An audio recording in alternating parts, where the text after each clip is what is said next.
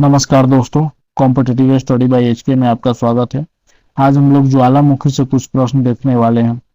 तो चलिए आइए शुरू करते हैं क्वेश्चन नंबर 1 से। निम्नलिखित में से किसे प्रकृति का सुरक्षा बल्य कहा जाता है? तो इसका आंसर हो जाएगा सी, ज्वालामुखी। ज्वालामुखियों के बारे में निम्न में से कौन सा कथन सत्य है? तो इसका आंसर हो जाएगा डी, उपयुक्त सभी। यह पृथ्वी की क्रस्ट की एक नली होती है जिसके माध्यम से भूगर्भ की पिघली चट्टानों, मैग्मा तथा अन्य पदार्थ बाहर आते हैं। बी, अक्सर अक्सर इनकी नली के चारों ओर गोल गोल कीपाकार पहाड़ी अर्थात पर्वतीय भाग का विस्तार हो जाता है। सी, ज्वालामुखी जागृत, प्रसुप्त या शांत तथा मृत तीन प्रमुख प्रकारों में वर्गीकृत किए जाते हैं। अगला है क्वेश्चन नंबर 3।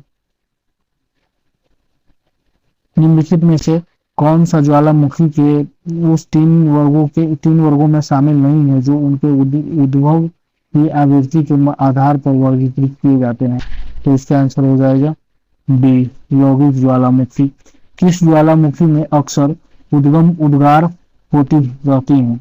तो इसका आंसर हो जाएगा ए, जागृत ज्वालामुखी। किस ज्वालामुखी में ऐतिहासिक काल से उद्गार नहीं हुए हैं? तो इसका आंसर हो जाएगा डी, मृत ज्वालामुखी। लंबे समय तक शांत रहने के पश्चात विस्फोट होने वाला ज्वालामुखी क्या कहलाता है? तो इसका आंसर हो जाएगा सुषुप्त ज्वालामुखी। क्वेश्चन नंबर 7 है, पृथ्वी की पपड़ी अर्थ क्रस्ट की ठोस चट्टानों के नीचे जो पिघला हुआ पदार्थ होता है जो कभी कभी ज्वालामुखी के उद्गार के साथ धरती के ऊपर तल पर आ जाता है, उसे क्या कहते हैं? तो इसका आंसर हो जाएगा मैग्मा। पहले अश्रु की उत्पत्ति होती है, इसका आंसर हो जाएगा सी, ज्वालामुखी उद्गार के समय। ज्वालामुखी में जल वाष्प के अलावा मुख्य गैसें होती हैं सी, CO2, H2, N2।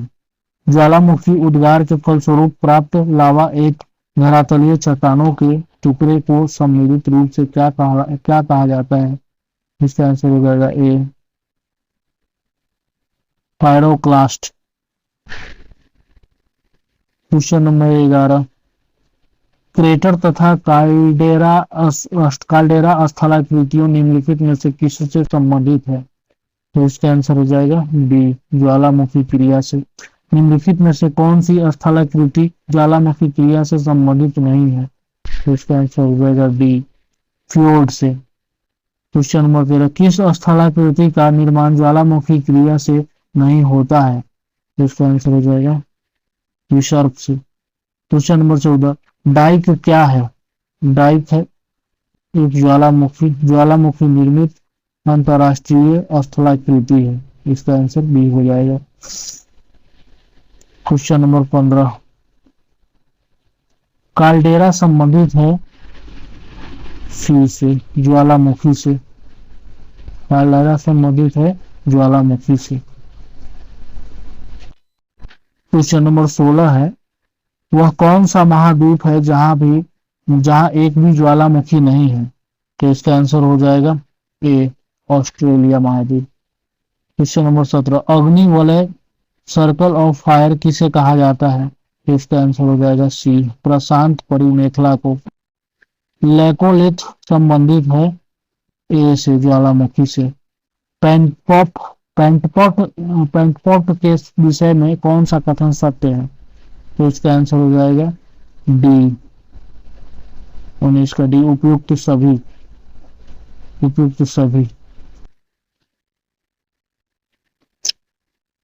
Question number 20, विश्व में सर्वाधिक जागृत ज्वालामुखी कहाँ स्थित है? तो इसका आंसर हो जाएगा बी, प्रशांत महासागर के आसपास। विश्व की अधिकांश ज्वालामुखी घटनाएं घटित होती हैं डी, विनाशकात्मक प्लेट किनारों पर। विश्व के अधिकांश सक्रिय ज्वालामुखी पाए जाते हैं नवीन नवीन नवीन मोड़दार पर्वतीय क्षेत्रों में प्रशांत महासागर के चारों तरफ स्थित ज्वालामुखी की पेटी को क्या कहा जाता है? तो इसका आंसर हो जाएगा सी, अग्नि अग्नि श्रृंखला। क्वेश्चन नंबर 24, विश्व के अधिकांश सक्रिय ज्वालामुखी निम्न में से किस क्षेत्र में पाए जाते हैं? तो इसका आंसर हो जाएगा सी, परिप्रशांत पेटी। निम्नलिखित में से कौन सा ज्वालामुखी पर्वत का उदाहरण नहीं है? तो इसका आंसर हो जाएगा सी, माउंट ब्लैक। विश्व का सबसे ऊंचा ज्वालामुखी ज्वालामुखी पर्वत कोटोपैक्सी कहाँ स्थित है? तो इसका आंसर हो जाएगा सी, इक्वाडोर में। स्ट्रोम्बेली किस प्रकार का ज्वालामुखी है? तो इसका आंसर हो जाएगा ए, जागृत। मृत ज्वालामुखी किलिमंजारो किस देश में स्थित है? तो इसका आंसर हो जाएगा बी, तंजानिया में। अगला है, फ्यूजियामा किस देश का ज्वालामुखी पर्वत है? तो इसका आंसर हो जाएगा बी, जापान का।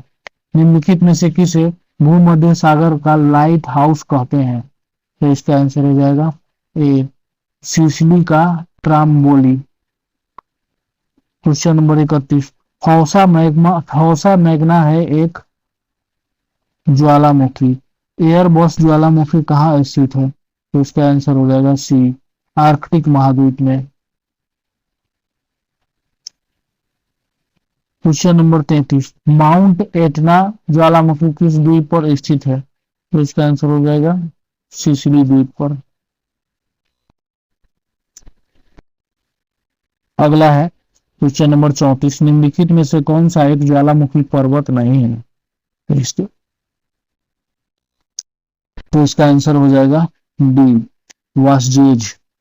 विसुवियस ज्वालामुखी किस देश में स्थित है? तो इसका आंसर हो जाएगा 35 के डी, इटलो में। मोनालोआ उदाहरण है सक्रिय ज्वालामुखी का। क्राकाटाओ ज्वालामुखी निम्नलिखित में से किस द्वीप समूह में स्थित है? तो इसका आंसर हो जाएगा बी, स्प्रेटली द्वीप समूह में। निम्नलिखित में से कौन सा युग्म सुमेलित नहीं है? तो इसका आंसर हो जाएगा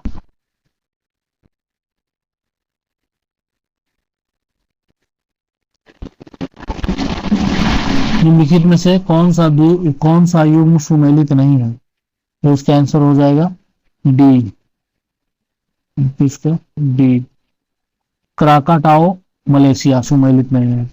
किलिमंजारो पर्वत निम्नलिखित में से किस महाद्वीप में स्थित है? तो इसका आंसर सी हो जाएगा, अफ्रीका महाद्वीप में।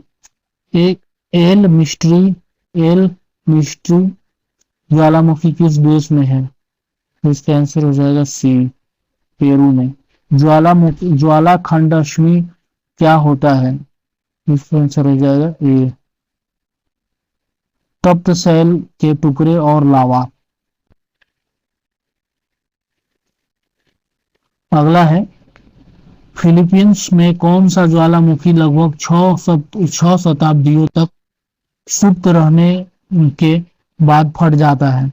इसका आंसर हो जाएगा डी, माउंट विटेनुबुट। चलिए अगला है क्वेश्चन नंबर 43, क्रेटर ज्वालामुखी क्षेत्र मुख्यतः किस आकृति के होते हैं?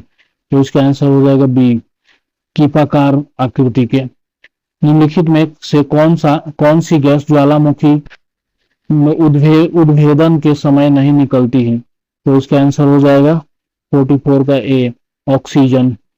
ज्वालामुखी के उद्गार के समय निकलने वाली गैस में जलवाष्प की मात्रा कितनी होती है? तो इसका आंसर हो जाएगा डी, 80 से 90%। अगला है, विश्व का सर्वाधिक ज्वालामुखी वाला क्षेत्र है फिलिपाइन द्वीप समूह। निम्न में से कौन सुमेलित नहीं है? तो इसका आंसर हो जाएगा डी, निष्क्रिय ज्वालामुखी एटना। स्ट्रोम्बोली ज्वालामुखी कहाँ स्थित है? तो इसका आंसर हो जाएगा सी, लिपारी द्वीप में। निम्नलिखित में से कौन विश्व का सबसे ऊंचा ज्वालामुखी पर्वत है? तो इसका आंसर हो जाएगा डी, माउंट कोटोपैक्सी।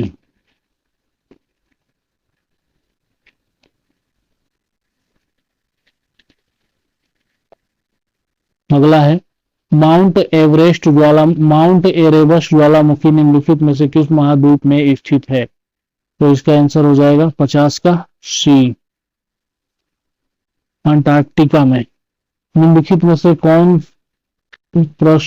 प्रसिद्ध ज्वालामुखी है? तो इसका आंसर हो जाएगा सी, क्राकाटाओ। अगला है 52 नंबर क्वेश्चन, निम्नलिखित में से कौन सक्रिय ज्वालामुखी नहीं है? तो इसका आंसर बी हो जाएगा, किलिमंजारो। निम्नलिखित में से कौन मृत ज्वालामुखी नहीं है? तो इसका आंसर सी हो जाएगा, मैनालोआ। 10,000 धुआंरों की घाटी पाई जाती है, ए वैली ऑफ स्मोक्स पाई जाती है 54 का ए, अलास्का में।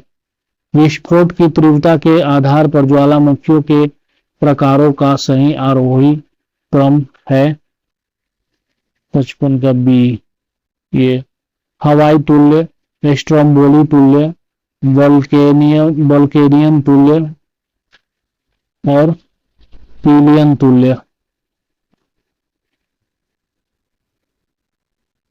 चलिए अगला है, निम्न में से किस प्रकार के ज्वालामुखी में सर्वाधिक विस्फोटक उद्गार होता है?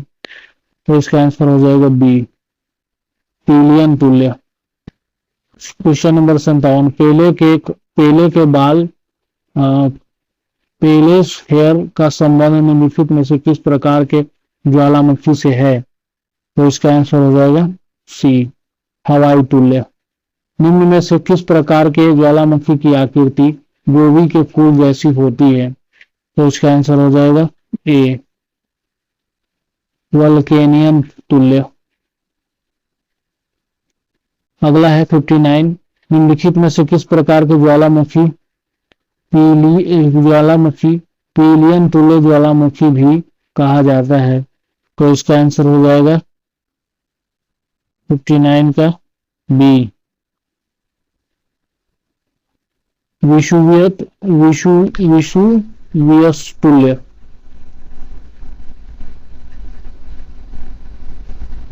विषुवियस तुल्य, क्वेश्चन नंबर 59 का बी।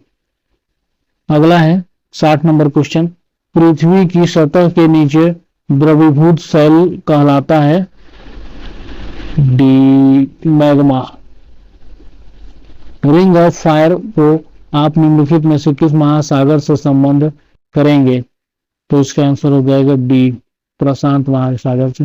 ज्वालामुखी की सक्रियता अधिक पाई जाती है, ज्वालामुखी की सक्रियता अधिक पाई जाती है जापान में, बी। अगला है, संसार का सर्वाधिक सक्रिय ज्वालामुखी है किलायु। संसार का सर्वाधिक सक्रिय ज्वालामुखी है किलायु। हाल के दिनों में सबसे विनाशकारी ज्वालामुखी में से एक किलायु ज्वालामुखी रहा है, यह कहाँ स्थित है? तो इसका आंसर हो जाएगा ए, हवाई द्वीप में।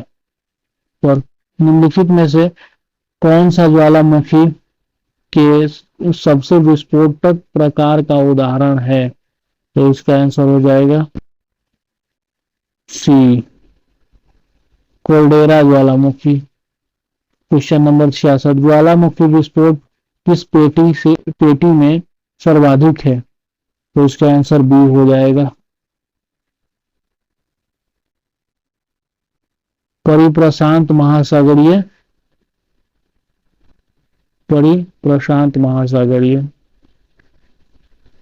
आज की क्लास में इतना ही। आगे और भी वीडियो आता रहेगा। वीडियो देखने के लिए धन्यवाद। चैनल को लाइक और सब्सक्राइब कर दें।